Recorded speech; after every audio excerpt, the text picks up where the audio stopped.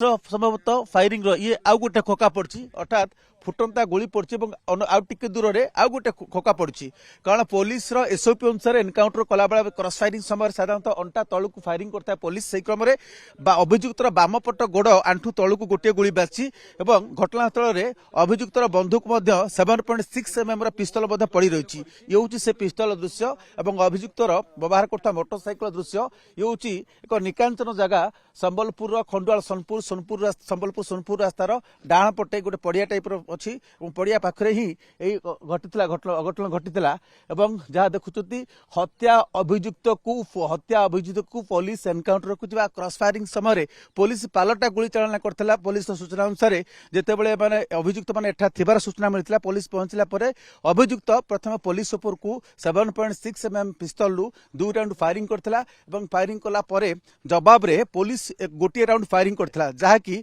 ताहार बाम पट आंठुर तले गुली बाजिची।